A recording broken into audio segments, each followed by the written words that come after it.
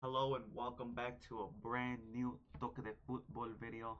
Atletico Madrid has defeated Real Madrid Club de Football 5 to 2 in the Madrid Derby in a game where Atletico Madrid completely outclassed Real Madrid, in a game where Cholo Simeone outclassed Xabi Alonso in the tactical work. Now I want to talk a little bit about the game before we talk about the tactics and what Real Madrid couldn't do in this game. The first 10 to 15 minutes, Atletico Madrid was the better side. I thought Atletico Madrid looked more dangerous. I thought they had momentum behind them, and they weren't allowing Real Madrid to circulate the ball the way Real Madrid would like to. Real Madrid was still maintaining possession because that's the type of team Real Madrid is, but Atletico Madrid always looked at the better side, and they found their first goal in the 14th minute off a header from Lenormand. A great header to beat Courtois point blank, and Courtois really couldn't do anything. It was a great header. Atletico Madrid were up 1-0, and all the work that Atletico Madrid did in the first 15 minutes rewarded them with the 1-0 lead. Now, there's something about Real Madrid that other teams don't have. Real Madrid has the best player in the world currently, Mbappe, and Real Madrid also have one of the best teenagers in the world, Arda Güler. These two players have been easily the best two players for Real Madrid this season and in today's game. And in the 25th minute, Mbappe was able to get in behind Lenglet, and Güler puts him one-on-one with a great pass from midfield. And what happens when you have Mbappe in front of goal? He scores, especially at the level that Mbappe is playing right now. He is always putting that in the back of the net, and Mbappe once again brings Real Madrid out of their rut and ties this game, because this goal felt like it was against the run of play, because Atletico Madrid was comfortable. Atletico Madrid was playing much better. They were much more dangerous, but you cannot allow the best player in the world to get in behind you and give him one chance, because with one chance he's able to do what he does, and he's able to bring the game leveled. Once again, Real Madrid were saved by Mbappe up to this point. Now, in the 36th minute, once again, Real Madrid's second best offensive player, Arda Güler, finds a ball inside the box that Vinicius was able to play to him, and a great finish from Arda Güler. He hits it first time with the instep of his foot, and he manages to get it past Oblak. I think this is a straight golazo from Arda Güler. This goal shows the level of play that Güler is at right now. A Güler who was not getting enough minutes with Ancelotti because Luka Modric was still on the team. A Güler who has been starting for Xabi Alonso ever since he started his tenure with Real Madrid. Arda Güler is at another level, at a level that I did not expect him to reach, and he has easily been Real Madrid's second best player, and he proved it here, putting Real Madrid up 2-1 again against the run of play, because I want to reiterate, I thought Atletico Madrid were the better side still, but this is what Real Madrid does to you. They have the quality, they have the talent, and they have the players.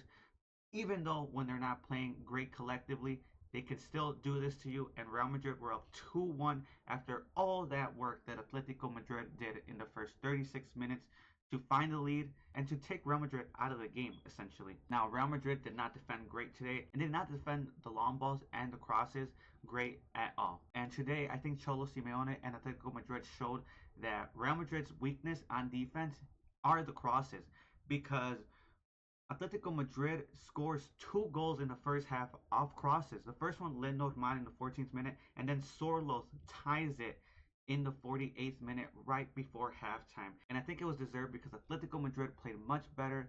They had better rhythm, and they were essentially the better side here. And a 2-2 tie going into halftime was not a bad result for an Atletico Madrid. Now, in the second half, Julian Alvarez showed up. First, slotting a penalty in the 51st minute of the game.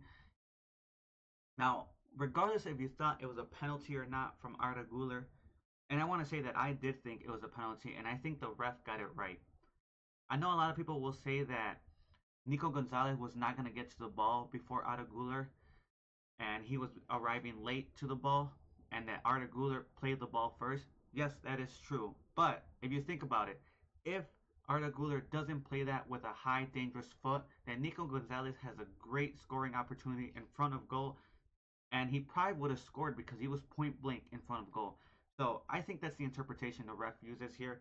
I think he believes that if the ball goes through, Nico Gonzalez has an opportunity on goal, and he's probably scoring it. So the fact that Güler puts his leg up in a dangerous position and prevents Nico Gonzalez from getting to that ball, I think that warrants the penalty, and I think that also warrants the yellow card. When you have a guy like Julian Alvarez who's ready to take the penalty, chances are he's going to put him in the back of the net, and he did. And Atletico Madrid regained their lead 3-2 early in the second half, well deserved. And then in the 63rd minute, once again, Julian Alvarez, the best player on the pitch, the best player for Atletico Madrid, and he showed it with a sublime free kick from about 25 yards out, leaving one of the best goalkeepers in Thibaut Courtois with nothing to do, and Atletico Madrid were in dreamland 4-2. After this, the game essentially became what I expected the game to be. A game where Atletico Madrid sat back, a game where Atletico Madrid tried to absorb as much pressure as possible from Real Madrid and allowed Real Madrid to play the game they've been trying to play all game. Simply, I think it was just too late for Real Madrid. They still couldn't find the spaces, and in the 93rd minute, Valverde, who has had one of the worst seasons I've seen from him in the Real Madrid kit, played a very lazy ball down the middle that is intercepted by the midfielders in Atletico Madrid, who today ate up Real Madrid's midfield. They play Griezmann through, and Griezmann puts the nail in the coffin for Atletico Madrid, 5-2. Now, I want to talk about what Atletico Madrid did, because Atletico Madrid did a few things here that I think were very surprising and that I think a lot of people should take note of. Firstly, I think that Atletico Madrid pinpointed the weakness in Real Madrid's defense. I've been talking about Real Madrid's defense all season, about how they've been solid this year under Xabi Alonso, how they've been a much better side defensively compared to Ancelotti. But today, Real Madrid's defense looked awful. Their defense was woeful today, and it mainly stemmed from crosses inside the box. I don't understand how they cannot defend crosses inside the box when they have two 6-footers as center backs, Housen and Militao. If you have two 6-footers as defenders, how are neither of them attacking the ball freely and winning the ball when there's crosses into their box? I don't understand it. And I love Housen. I think Housen is Real Madrid's best defender tactically, and I know he's still very young and he'll make mistakes, but today in the second goal where Sorloth scores right before halftime, that goal was on him. He completely misread the ball, and he allowed Sorloth to get in behind him and put the ball behind the net. Ultimately, I don't think Militao was at fault at any of these goals. He did come off at halftime, so I can't really blame him, but I still cannot comprehend how dangerous Atletico Madrid looked every time they crossed the ball into the box. Now, I also want to talk about Alvaro Carreras, because Alvaro Carrera is a guy that I did not think was going to be at a great level for Real Madrid, and he proved me wrong in the first 6 games. He had been at a top level. He had arguably been Real Madrid's best defender this season, but today, the game weighed on him heavily. Today was his worst game that I saw him play in the Real Madrid jersey. I'm not sure if it was because he couldn't handle Cholito Simeone's pressure, or maybe because Cholito Simeone and Barrios were playing so well on that right side that he was overwhelmed, but Carreras had an awful game today. Whatever game Cholo Simeone watched to study and analyze Real Madrid, he got it completely right today. He pinpointed the weaknesses in Real Madrid's defense, and it was the crosses. It was the long balls in the box. Real Madrid could not defend those whatsoever today. Now, just one more thing to mention about Atletico Madrid's game before we head over to Real Madrid's game. Atletico Madrid's midfield completely took Real Madrid's midfield out of the game.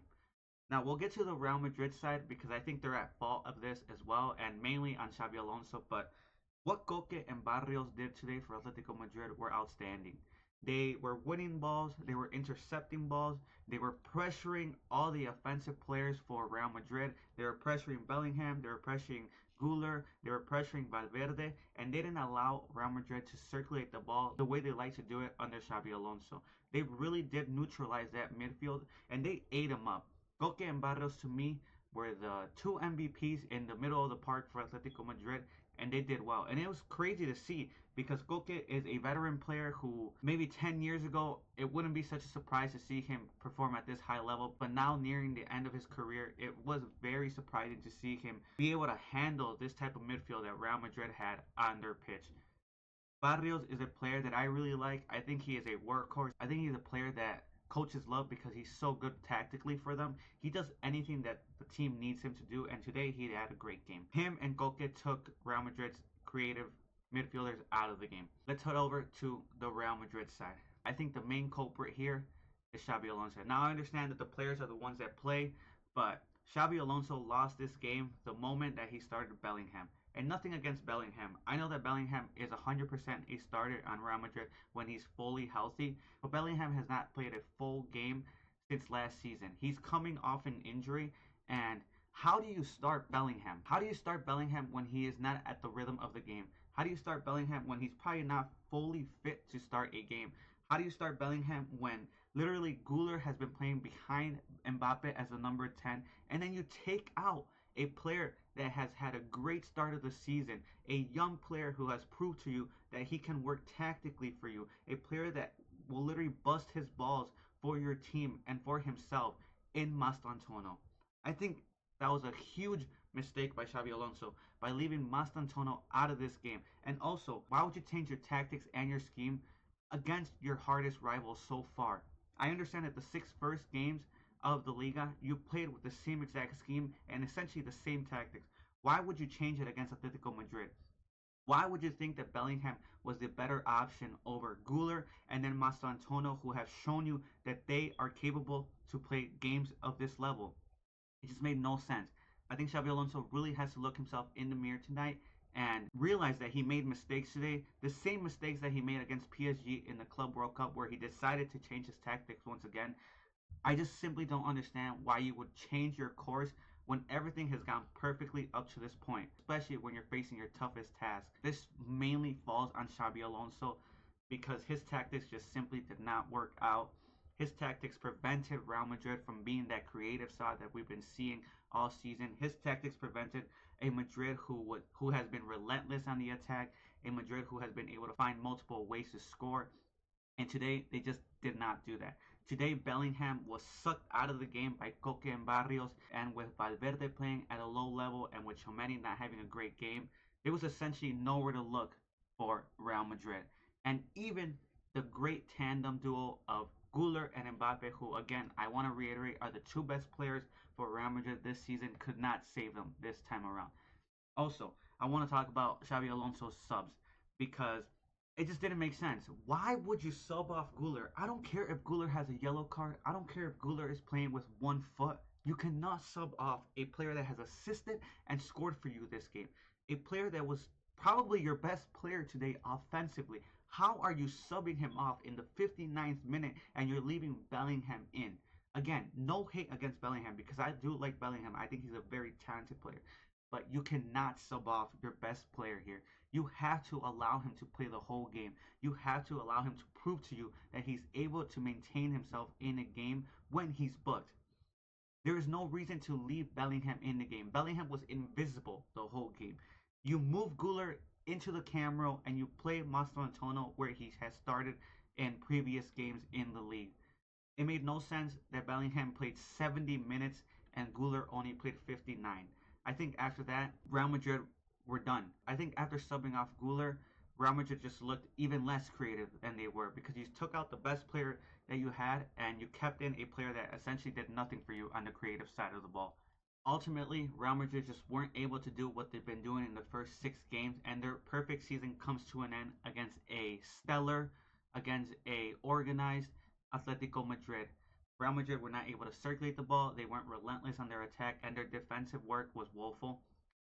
And arguably, I think this game was won in the tactical room. I think Xabi Alonso got completely outclassed by Cholo Simeone, and Cholo Simeone proved to him, to all his doubters, that he is the best coach to ever coach Atletico Madrid. And anyone who was calling for his head can remain quiet now because Cholo Simeone has just saved Atletico Madrid's season. And you can argue with that with this victory, Atletico Madrid is capable of going on a run now because this is a game that boosts morale in the locker room and on the pitch. Ultimately, Real Madrid were exposed, humiliated by a team that has been deemed a defensive side under Cholo Simeone. And it makes me want to ask the question, if a defensive team can do this to Real Madrid, what can an offensive team do if their coach is able to read the game as clearly as Cholo Simeone.